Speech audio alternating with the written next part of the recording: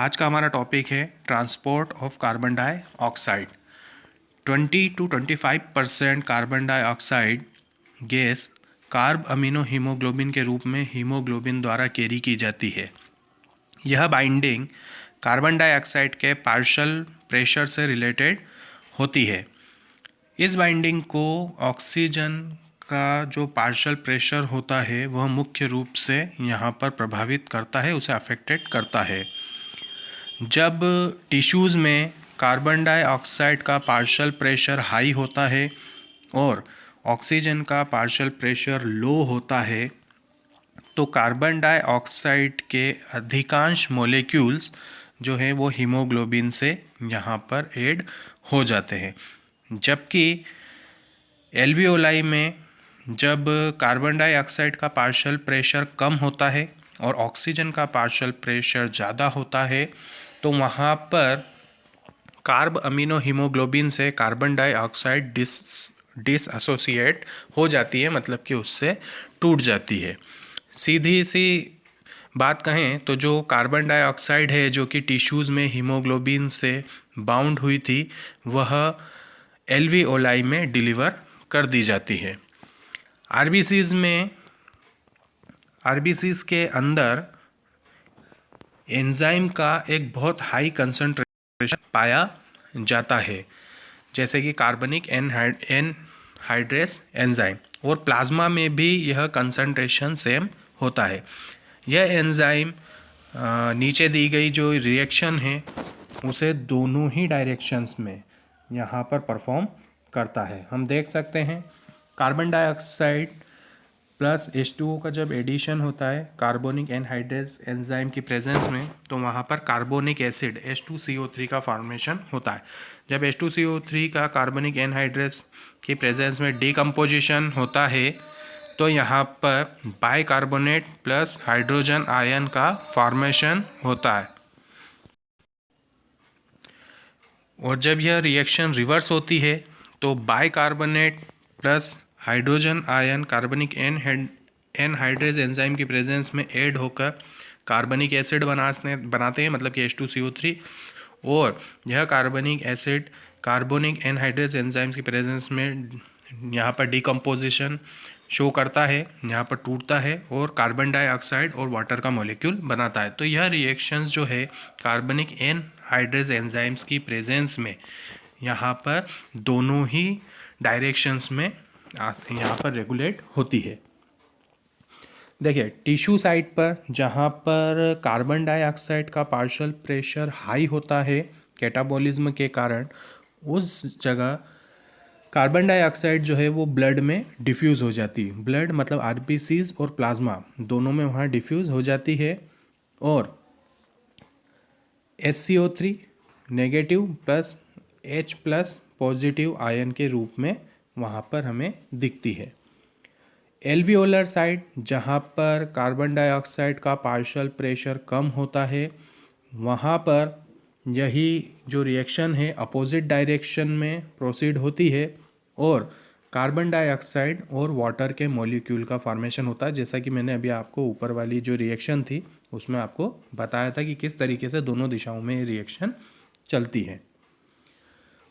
Carbon dioxide जो है वो टिश्यू लेवल पर बाइकार्बोनेट के रूप में ट्रैप होती है और एल्वियोलाई में ट्रांसपोर्ट कर दी जाती है और वहाँ से कार्बन डाइऑक्साइड के रूप में बाहर निकाल दी जाती है। प्रत्येक 100 ml डीऑक्सीजनेटेड ब्लड जो है वह लगभग 4 ml कार्बन डाइऑक्साइड को एल्वियोलाई में डिलीवर करता है और यही कार्बन डाइऑक्साइड फिर हमारे नेसल पैसेज से होती हुई नॉस्ट्रिल से एटमॉस्फेयर में बाहर रिलीज कर दी जाती है। अब हमारा नेक्स्ट टॉपिक आता है रेगुलेशन ऑफ रेस्पिरेशन। रेस्पिरेशन का रेगुलेशन मतलब नियमन।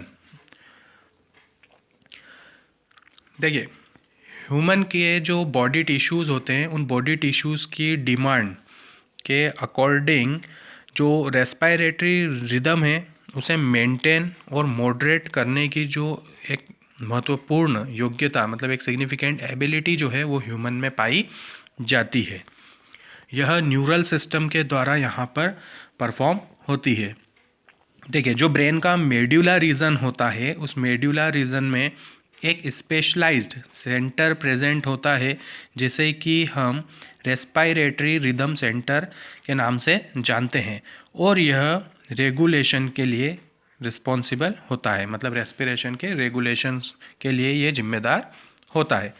इसके अलावा ब्रेन में एक और सेंटर, ब्रेन में एक और रीजन होता है, एक और सेंटर होता है जो पोन्स वाले रीजन में पाया जाता है। इस सेंटर को हम न्यूमोटैक्सिक सेंटर के नाम से जानते हैं, और यह जो है, जो रेस्पायरेटरी रिदम सेंटर होता है, उसके फंक्शंस को मॉडरेट कर सकता है।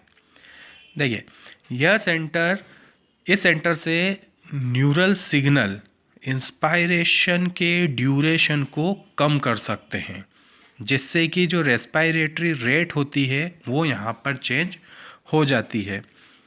रिदम सेंटर के पास में एक कीमोसेंसिटिव एरिया स्थित होता है, जो कि कार्बन डाइऑक्साइड और हाइड्रोजन आयन के लिए हाईली सेंसिटिव होता है। जब कार्बन डाइऑक्साइड और हाइड्रोजन आयन की जो मात्रा है, जो इसकी क्वांटिटी है, जब वो बढ़ती है तो यह सेंटर एक्टिवेट हो सकता है, और यह हमारी बॉडी में रिदम सेंटर को सिग्नल भेजता है, ताकि वह रेस्पायरेटरी प्रोसेस को वहाँ पर एडजस्ट करके, उसमें आवश्यक एडजस्टमेंट करके, जो ये कार्बन डाइऑक्साइड और जो हाइड्रोजन आयन्स है, इनको वहाँ पर एलिमिनेट कर दे, मतलब कि इनको बाहर निकाल दे। आर्कटिक आर्क और कैरोटिड आर्टरी से रिसेप्टर एसोसिएटेड होते हैं, और वह भी कार्बन डाइऑक्साइड और हाइड्रोजन कंसंट्रेशन को, यहाँ हाइड्रोजन कंसंट्रेशन में आने वाले जो चेंजेस होते हैं उनको यह रिकग्नाइज कर लेते हैं, मतलब पहचान लेते हैं, और रिदमिक सेंटर को यहाँ पर, रिदम सेंटर को यहाँ पर सिग्नल भेजते हैं, जिससे कि रिमेडियल एक्शंस यहाँ पर लिए जा सकें। इन सारी प्रोसेस में, या कहा जाए तो जो रेस्पायरेटरी रिदम का जो रेगुलेशन है, उसमें ऑक्सीजन का कोई भी यहाँ पर रोल नहीं है।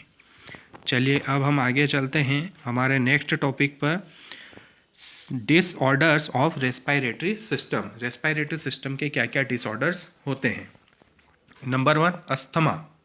देखिए, जो ब्रोंकाई और ब्रोंकियोल्स होते हैं, जब उनमें इन्फ्लेमेशन, मतलब कि सूजन आ जाती है, तो सूजन के कारण सांस लेने में तकलीफ होती है। इस प्रकार का जो डिसऑर्डर्स होता है, उसे हम अस्थमा के नाम से जानते हैं। सेकेंड है एम्फीसेमा। एम्फीसेमा जो है एक क्रोनिक डिसऑर्डर है, मतलब कि एक पुराना डिसऑर्डर है, जो कि एल्वियोलर वॉल्स के डैमेज होने से होता है।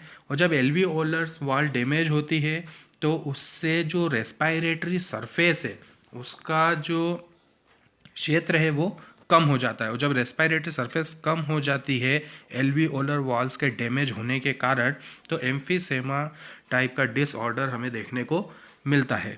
और इसका एक मुख्य कारण है सिगरेट पीना। सिगरेट स्मोकिंग के कारण इस प्रकार का डिसऑर्डर हमें देखने को मिलता है।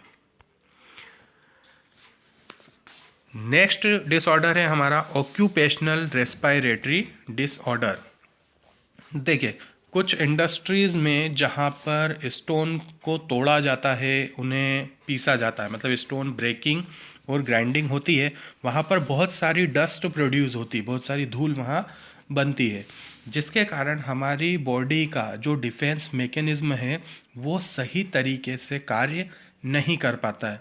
लंबे समय तक इस प्रकार के एटमॉस्फेयर में रहने के कारण जो फाइब्रोसिस होता है, मतलब कि जो फाइब्रस टिश्यूज़ होते हैं उनके फैलने के कारण जो लंग्स हैं उनमें सूजन आ जाती है, और हमारे लंग, मतलब हमारे फेफड़े डैमेज हो जाते हैं, और वहाँ पर हमें इस टाइप की फिर फेफड़ों से संबंधित बीमारियाँ वहाँ पर होना शुरू हो जाती है। ऐसी जगह पर काम करने वाले जितने भी वर्कर्स होते हैं, उन्हें प्रोटेक्टिव मास्क का यूज़ करना चाहिए, और अपने शरीर को इस प्रकार की डस्ट से बचाना चाहिए। तो आज का हमारा टॉपिक हम यहीं पर ओवर करते हैं। नेक्स्ट टॉपिक में हम फिर मिलेंगे। Thank you, good bye.